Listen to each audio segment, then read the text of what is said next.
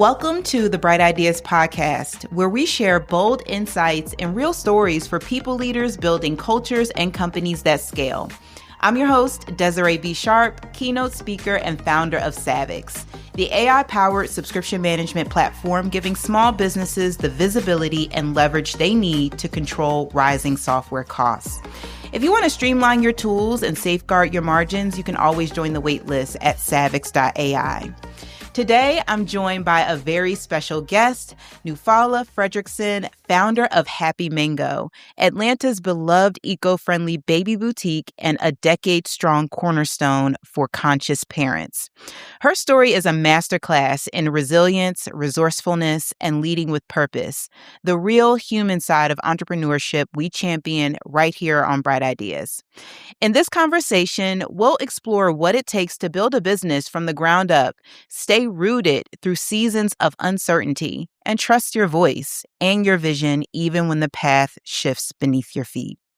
Phnewfula, I'm so happy to have you here today. Welcome to Bright Ideas. How are you? I'm great. How are you?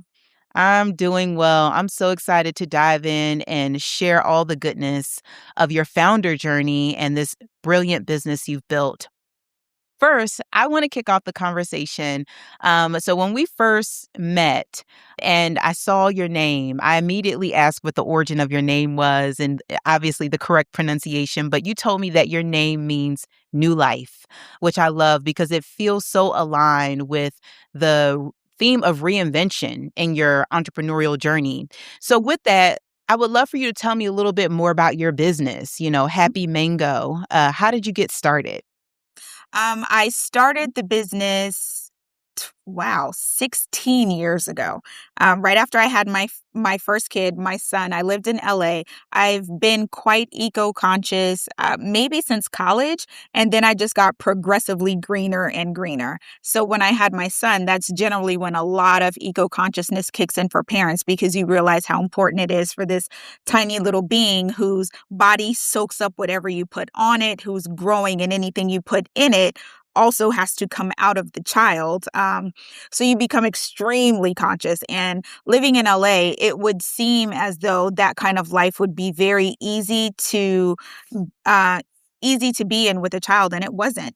There were not a lot of boutiques that carried eco-friendly products at the time. If I wanted to find eco-friendly products, I would have to go to Whole Foods. Or I think there was like one boutique in the Valley that had like organic swaddles. And when I was looking for gear, I went to Babies R Us, I believe. Like, I was so excited. As soon as that stick said positive, I was like, I'm in. So I fly to Babies R Us and I'm like, hey, can someone help me? And they were like, no, I don't know what this does. I'm here to ring it up. I'm not here to help you. And I was just like, this is it's not cool. I don't want any other parents to have to go through this. So I started the store online, which is where I had a background with online retail. I had another store at the time when I was pregnant with my son that I had started online and grew to a brick and mortar. So I was like, I know what to do. I ordered all the products that I wanted. So I had like this huge pallet of diapers come to the house. And I'm like, oh my goodness, I'm in all of these mom groups. If everyone buys diapers from me, then I'm going to be rich. And we all know that's not how it happens. So I did make it through the pallet of diapers using them myself or selling them to my one friend who wanted to buy these eco-friendly diapers. And I kept growing it that way. I went back to work to obviously support myself and my son, and I kept the store in my basement. And once every couple of months, someone would order something and I would ship it out. Or I'm a proud member of Alpha Kappa Alpha Sorority Incorporated. So whenever we would have like vendor events, I would gather the things in my basement, set up a table outside and, sell our stuff. And I would just sell enough to be able to keep the accounts active. I was not making any money. It was just enough to reach the bare minimums. And I did that for five, 5 years. And then when I got pregnant with my second child, I let my boss know, like, hey, here's my 8 months notice. I'm out. I'm gonna go build this business that I wanted when I was pregnant. And that's what I did. I can personally relate to a lot of what you mentioned about, having your first baby and trying to find the proper products on the market that, are eco-friendly, clean, doesn't have all the junk that a lot of these products have. My husband is a super health conscious person, and he's helped me in that journey. And so I've naturally become a lot more health conscious over the years. And my daughter also had a lot of sensitivities in eating, and her skin was super sensitive. And dealing with that and the stress of being a new parent, it's a lot to handle at once. So I could clearly see where the gap was in the market. Mhm. And it's kind of surprising that there was that gap in a market like LA, which is very progressive and, super health conscious space. But that's an amazing story of identifying a challenge and then creating a market to meet that need, or creating a product to meet that gap in the market. So, in an earlier conversation that we had, you mentioned something that kind of stuck with me. And you said that strangers make you rich, not your friends, which is so true because when you start a business, our first inclination is to go out and try to sell to our friends in our network, which you burn through that list pretty fast. Mhm. Tell me, what did that teach you about entrepreneurship, validation, and kind of detaching your personal worth from the business outcomes? How did you make that shift from warm network selling to actually finding your customers? I think one of my friends, my former boss, he used to tell me all the time, you need to set people up to succeed. So as long as I always led with setting people up to succeed, then it enabled me to figure out where that best applied. So my friends, in order to set them up to succeed and still be friends, was to not depend on them for my revenue. But what could they do? They could let their network know, or they could post something on social media. Like, my friends are my biggest cheerleaders, not my biggest customers. And that's where I had to learn to set everyone up to be the best that they can be.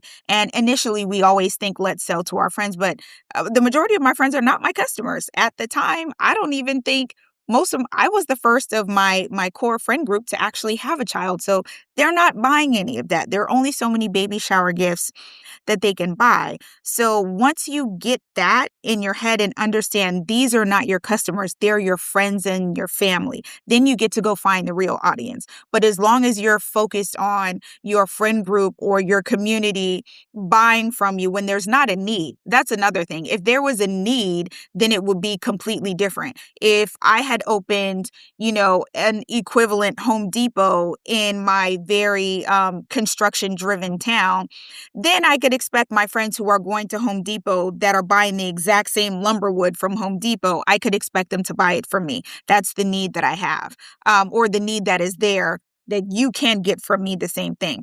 But I think for everyone else, it's identifying your audience, knowing that it may not be your friends. Once you find out who your true audience is, then you can go get them. But as long as you're stuck on being mad because someone didn't buy this from you, or being mad that, you have this burger spot and your friend still chooses to eat McDonald's and not your burgers, well, it's because they want a Big Mac. That's where the Big Mac is. They are two different things. Let them enjoy their Big Mac, or maybe set them up. That same friend who only wants to eat Big Macs also has a social media following of 3 million people. Hey, I know you love Big Macs. Can you do a review on the Big Mac versus my burger? Or can you host something at my store? Like, find a way to make it work. And it's not always monetary. I love that. And it kind of makes me want to dive into the customer journey and customer discovery, and even customer development, because Mhm. it's such an understated part of the founder journey and such an integral part, literally the lifeline of your business is your customers, right? And it's kind of hitting home for me because I'm knee deep in customer discovery for a new tool. And I'm realizing how important it is to have those conversations and constantly understand buying triggers, their motivations, and how they can progress as they, become lifelong customers of your business. So tell me about how you found your core customer. Like, how did you identify them? How do you continue to build relationships, especially as a small business, a brick and mortar business that is very rooted in Atlanta culture, Atlanta community? Mhm. So we're still finding, customers. Sometimes it's easy. I started out in street team. That was my very first, adult job. Well, I think I was 19 when I started on street team, but I'm still very much with that hand to hand. We always have flyers. Myself, my son, there's a flyer somewhere. So when you see a pregnant person, I've identified a customer. Go hand that person a flyer. And then also just making sure you do things that make sense. So there are lots of people who will call us for vending opportunities like, hey, we're doing such and such. We want you to be a vendor. Well, what is it? So if it is a pregnancy expo, I'm there. If it is a small business owners expo, I may be there with smaller things. If it's a general expo, I'm probably not coming because my customer base is so slim. I have a very specific customer base. So it doesn't matter if you have 50,000 people at your expo and their ages 18 to 24. Why would I go there? That's not my target audience. But if you tell me you have 300 pregnant women coming to your expo, that's where I'm going. That's shooting fish in a barrel. So identifying my customers became really, really smart marketing. Is just making sure that I could find where my customer was, be with businesses who were like-minded. Like I have doulas that recommend our business. We recommend, our customers to them. Anybody that's in the pregnancy game, I want to do business with and let's help each other. So identifying your customers is also making sure that you're aligned with businesses that are the same as yours. I just got a vendor offer a couple of days ago and I was like, there will probably be like 3 pregnant people there. Why would I do that? No. But when you have something that is for expecting parents, I'm there. So making smart marketing decisions, all good marketing, all opportunities aren't good marketing opportunities, especially when you're paying for them. Um, when I was a newer mom, I was in every single mom group. So that was easy work. It was just, always promoting my business. And being in the community is important to me because that word of mouth, somebody's like, oh, yeah, there's a baby store on my block. My neighbor is pregnant. Let me go get something from the baby store or take them to the baby store. So I think that making sure that you're a part of your community is very, very important. I definitely agree. I'm thinking about so earlier you talked about, some of the earlier days when you had your son and was starting your business. You built your business while raising your son. You moved cities, you returned to the music industry, you kept the company alive online for years. And I'm just curious to know what that season taught you about patience and also the long game thinking as a founder. I talk about just seasons a lot on my podcast and platform and how we have to shift our expectations and resources based on the season that we're in. So, how did that time in your life and business impact your vision, the long-term vision, and how you approach that as a founder? Yeah, I think it really solidified my vision that I needed to be an entrepreneur. I was not meant to work for someone else. Part of the problem is that, I'm a Leo. We believe that we're smarter than everyone else. So it's very difficult to work for someone when you think you know all of the answers. So just being back at work after already starting this business that I knew I wanted, like, yes, it was hiding in my basement. No, it wasn't making any money. No, I can't tell you where it's going to go or what shape it will take. I knew that's what I wanted to do. And then being a mom and then being held to a schedule that wasn't my own, I also didn't like. So it put me in turbo mode. Like I have to do whatever I have to do to change this because when my son needs something, I need to be there. I can't tell him, no, mommy has to be at work, which is normal, but for me, that's not what I wanted. I waited so long to have kids. I'm going to do whatever I need to do for my kids for that short time that they're in the house. So it was very important for me to figure out what that looked like. And then I just kept building upon it. And having the security of a job was also helpful because it gave me the ability to pay my bills while still trying to figure out what I wanted to do. It also taught me how my community is very supportive because my job it wasn't a regular 9 to 5. So I think that's also the difference. Like a 9 to 5 is different. You're at work from 9, you get off at 5. When you get off at 5, you can clock out. You have weekends off. My job was not that. My job was when someone picked up the phone and said, this is happening, you need to be there. So there was no schedule that I could plan around. I could not go on field trips because I could never tell the school I'll absolutely be here, because I don't know that to be true. I could easily get a call and then I'll have to be out of town. And then with the traveling, it wasn't feasible for me to take my son out of school. When I first went back in the music business, he was so young that if he missed 4 days of school because I had to be on tour, it was fine. As he got older, you can't just take your son out of school for 2 weeks, because you have to follow an artist around on the road. So it taught me that I needed to do whatever I needed to do in my community. When I had to go on the road, somebody had to take the kid to school. And it got to the point where even though I was making great money, I was spending so much money in nannies because you had to watch him overnight. I had no family. So my friends who don't have kids, my son was the community son. Like, okay, who's taking him to practice today? Who's picking him up? Who's doing this? Because I'm out of town. And all of those things together, I was just like, wow, this is what community looks like. And I really can move forward being a single mom because I have a net of people who will catch me if I fall. And if they won't catch me, they're going to catch my son. I'm okay. I have permission to move forward. We're safe. And that was important for me to see. Wow, I love that. That is so powerful. And it's just a testament to what women can achieve Mhm, when we have the proper support, both mhm, in business, in the workplace, in any space. But most women are very under supported. We could have tons of people around us who are just not willing to step up and provide the support we need, the support we actually need, not the yeah, support they want to provide. yeah, So that's an incredible thing, and it's so empowering to hear that that was really the catalyst, the system that helped propel your business forward and your career forward. You talked about times where you had to make some really tough decisions. And I think every founder kind of reaches that crossroad where you know, you might be on your last, couple $1,000s and you may not be able to make payroll and, you have to make some real sacrifices. And mhm, sometimes that means paying the mortgage or paying the store rent, mhm, and we've all been there.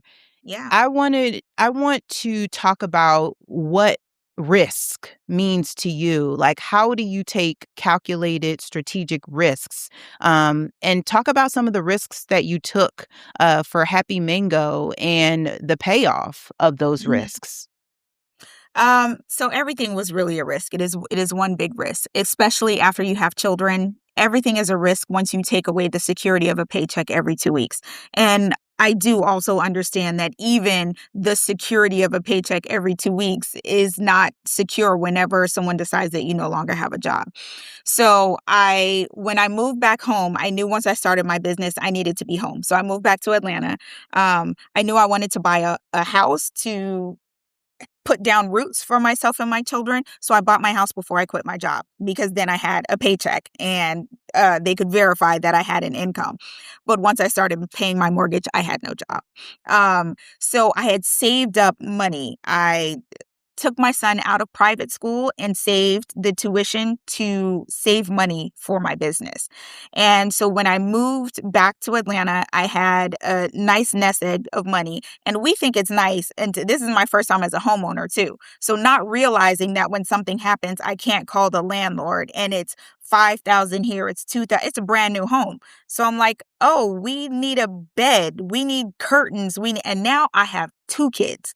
So it was really risky, but I believed in myself. I knew I had a good business model. I knew I had a good business and I knew I could do it. So I just had to have faith that it was going to be fine. I had nothing else but faith and belief in myself that it was going to be fine. There's this market here called Krog Street Market, which has great food in it. And I happened to be in it one day and I noticed there was an empty stall. And I was like, hey, can I rent this as a pop up just so I can test the market? I wanted to test the market to see if the products that I had been selling would make sense here and what people wanted. Like when someone came in and looked at what I had, what did they ask me for? What did they say? Well, do you have this instead of this? So I could just really fine tune my offering. And they told me no. And so I asked again, and then they told me no. And so I just kept calling until a woman answered the phone and was like, yeah, sure, you can have it. Just bring us, a check, and then you can rent it out for 3 months until the other person who actually leased it moved in it. So that 3 months was the best research that I had. And I was literally down to like my last $3,000 by the time, matter of fact, I even borrowed some from my mom just to move into Krog. She was paid back before I left. Because it was great. It was great to sell out everything I had. It was great for research. It was great for my horrible business plan that I put together. And I didn't even know how horrible it was until years later. So in that time also, while I was making money, it wasn't enough to really live life with. It was enough to show that the business was a good proof of concept. So after we did all of that, I had enough money to open a store. So I opened my flagship store because that time had ended with my pop-up. And the money that I made in the pop-up, I'm assuming would just now double and triple with this full-size space that is 3 times my little 400 square foot stall in the marketplace. Wrong. The marketplace had traffic every single day, all day. They did not come there for me. They came there for the food. I just happened to be there and they bought stuff. When you move someplace else and it's all on you, you have to bring in the customers. And for like the first 6 months, I was just like, this is not working. We have no money. We have no nothing. I'm struggling. And I had a choice. It was like, I can pay my mortgage or I can pay the store rent. And I'm looking at these beautiful kids and I'm like, I have to pay my store rent, because if I let my store close, then all of this was for naught. And I know I can make it work if I just keep trying. So I paid my store rent. And Wells Fargo politely sent me a foreclosure notice like, hey there, you didn't pay your rent. So surely you knew this was coming.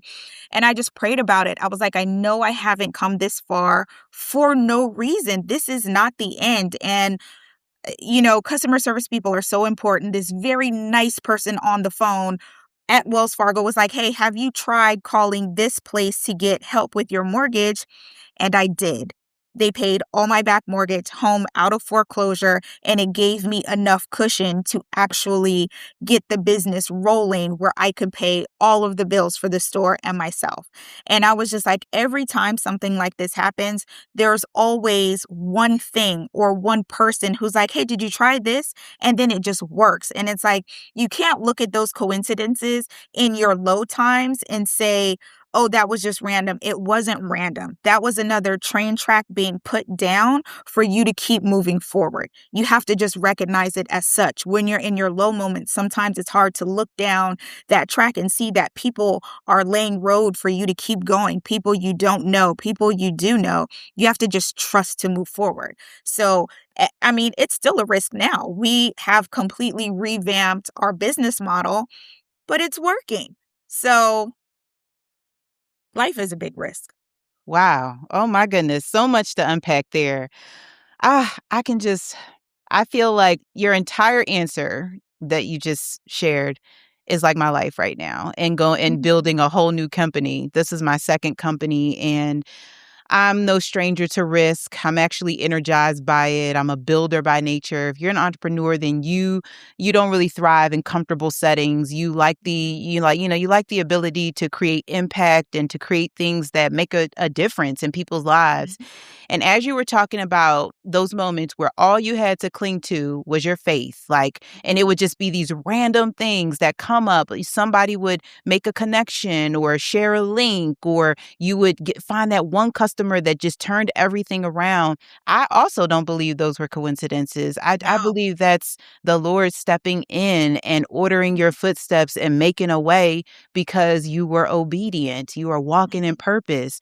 And it's so powerful. Like, you will have those moments in business so often where all you have is your faith. And by you going to Krog Street and being told no so many times until you finally got that yes, like, so many founders would take that no and be like, okay, well, I'll move on to the next thing.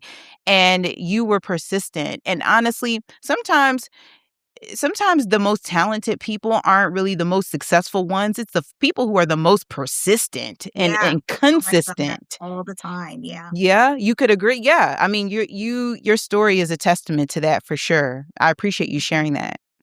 Yeah. Thank Yeah. you. So let's shift the conversation a little bit. One of the innovative things that you've done that I want to talk a little bit more about is you shifted to an appointment only model, which was so bold yet Yeah. brilliant that when I think of appointment only, I've maybe only been in a few boutiques, and they were mostly like bridal boutiques who do Mm-hmm. that sort of thing. Mm-hmm. I want to learn a little bit more about your decision to shift to Yeah. that sort of model because it's been successful for you. Mm-hmm. So, what insights led you to build a system that not only protects your time, but also your expertise and your margins? Yeah, so we were at a place, we did a move in 2022 that did not work very well for us. So at the end of or middle of 2024, I was faced with a really, really tough decision. I was going to have to close my business or drastically find a different way to move forward. So I found that drastic different way to move forward. I want to say it was a Tuesday. I called my store manager and was like, hey, pack up everything. We're out. So we had a warehouse already. And I was like, okay, we can move to the warehouse and we can do appointments because it's not someplace that you can walk in and out of. You have to have someone let you in. So I was like, that way we can still help people because at the end of the day, Happy Mango is built to help people. Are we a boutique? Yes. But the stuff that we sell is not stuff that you can just walk in and buy with no knowledge. And being a parent is the only job you're required to know everything for someone you've never met before and an experience you've never had before. So even when we didn't have appointments, our goal was to help you, let you know what this does, how this works. Will it work for you? What do you really need for what's coming? So doing appointments was our way to still keep the business moving forward and still protect our gear brands that we had. Once we started doing that and saw how successful it was, I was like, this also takes the anxiety away from us because we're not working to make sure you buy something. We're actually helping you because you've already paid for your appointment.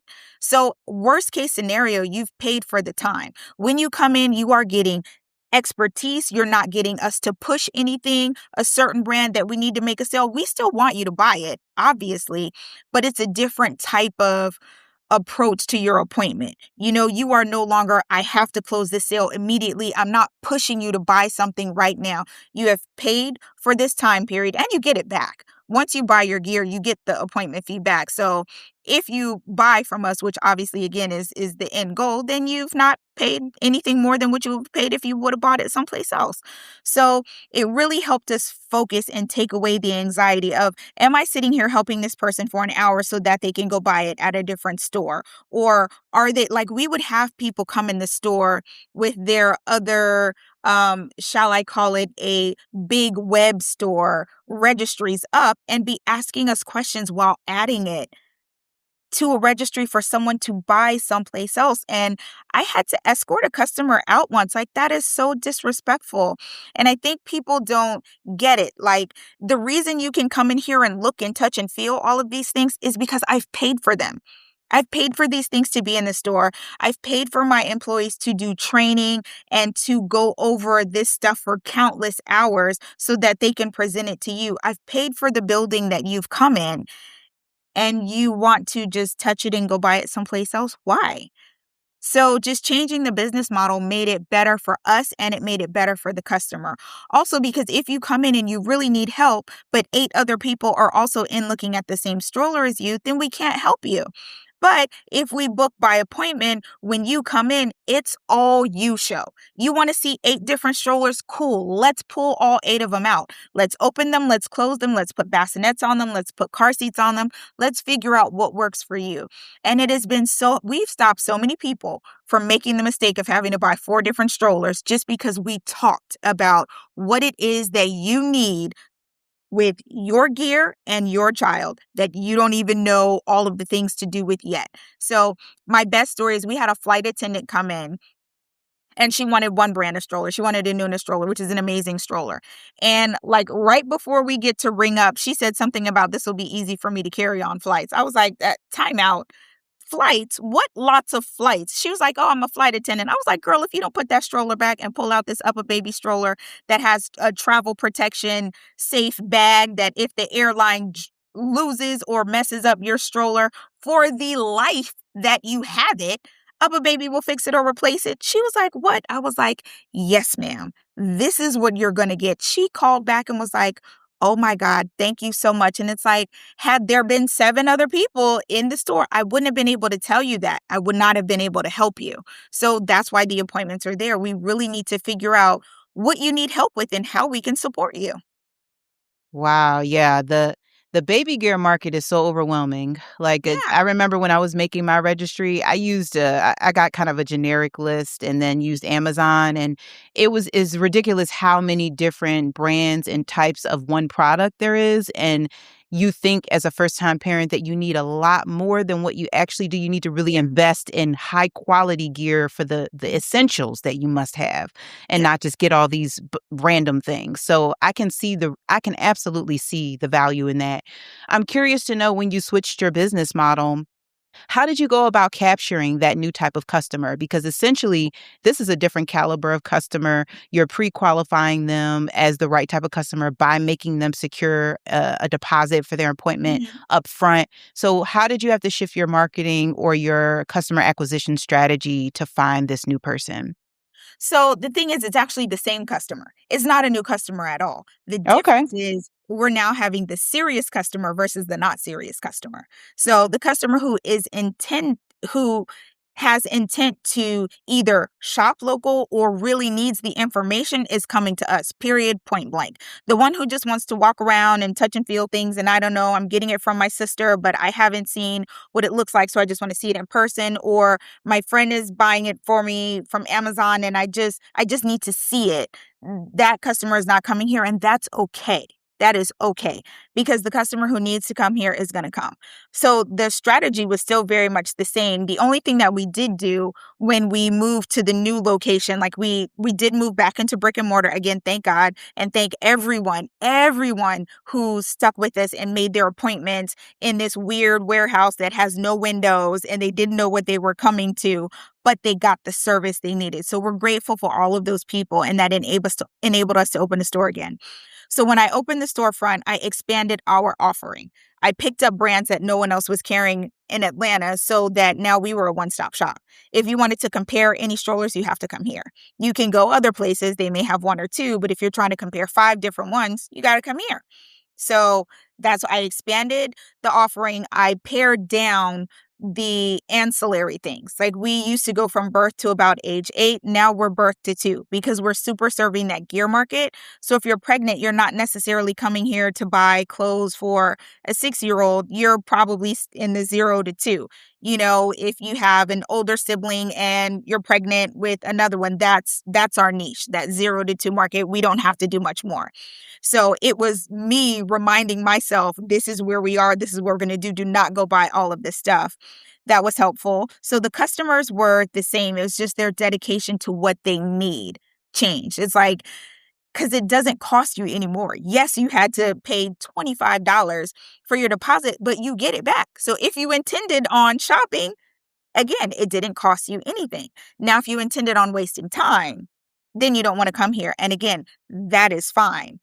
We will stick with the people who do. So that is something I did have to kind of get a little bit of a tougher skin about, is when people would say things about, well, I don't want to make an appointment.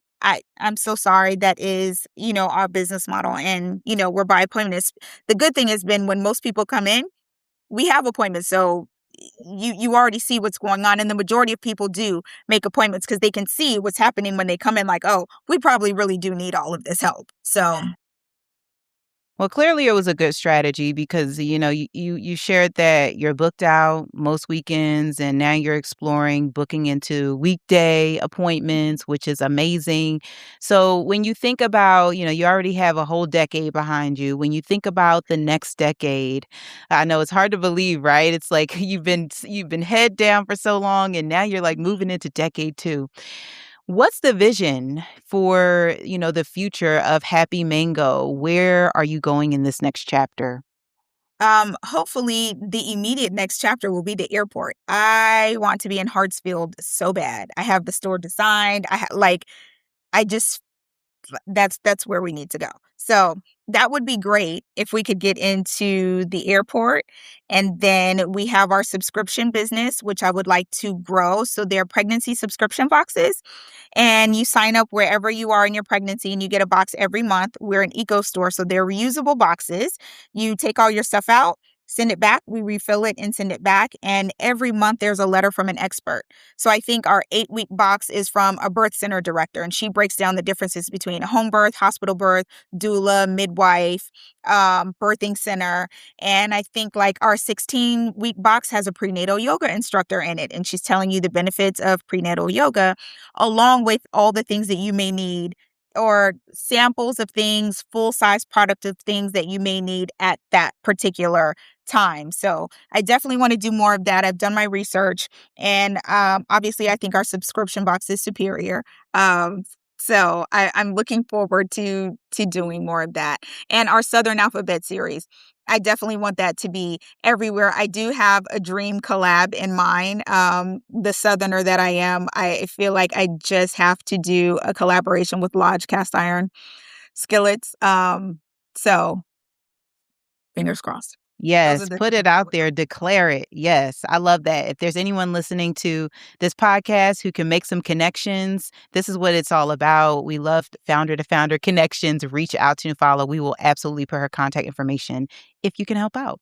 But Phnewfula, I've loved this conversation for so many reasons. It hit home for me as a mother, as a founder, and your journey just exemplifies resilience and just this grit that is grounded in faith, which I love. So I want to wrap up by asking you to leave the audience with your one bright idea that you could share, whether it's a mindset shift, a tool, something that's really making a positive difference for you. What would that one thing be? So one single thing. I will say that maybe it's a mindset that I picked up many, many years ago because I have ADD and I'm a procrastinator. So what I realize is that if I don't start, I'll never finish. So I just have to start. It doesn't matter what it looks like. I have to start. And that has been how I've been moving forward. And, the Southern Alphabet series is a great example of that. It is 26 letters, and they're on onesies, and they're Southern foods. Once I priced out how much it would cost to do the whole alphabet, I couldn't. So then I was stuck for a while. And then I remembered, well, if I don't start, then I can't finish. So I started 2 letters at a time, and I would do 2 letters every 6 months. And as those 2 letters would sell, I would get the other two designed and printed, and I kept up until I finished all 26. It took us a little over a year to do all 26, and now we have the full collection. But had I waited until I had the money, I wouldn't have done it. Had I waited until I could figure it out, because I didn't have Z when I started, and I didn't even start with A. M is for mac and cheese and R is for red velvet were my first 2 because those were the easiest. And I just pushed the harder letters out to the end, and so that I could just keep going. Like if I had to figure it all out up front, I wouldn't have done it. But if I just start, then it'll force me to finish. So that's my bright idea, is just start. If you don't start, you can't finish. Honestly, that's a mic drop right there. That is an excellent way to close out a great conversation. Phnewfula, thank you so much for spending some time with me here on Bright Ideas. We will be sure to share all the links to Happy Mango so that people can shop with you, especially my local ATL listeners. But again, thank you so much for joining us and hope to have you back sometime in the future. Thank you. I appreciate it. Thank you so much. Thanks for tuning in to Bright Ideas. If today's episode gave you something to think about, here's your next step. DM me the word growth on LinkedIn to start a conversation about how we can help you scale smarter. And if you're a founder, CEO, or senior talent leader with a story to share, I'd love to hear from you. Reach out about joining me on a future episode. And if you don't want to miss future conversations, be sure to follow the show, leave a quick rating, and download your favorite episodes to take them on the go. Your support helps more leaders discover bright ideas. Until next time, be bold, be resilient, be sharp. I'm Desiree B. Sharpe.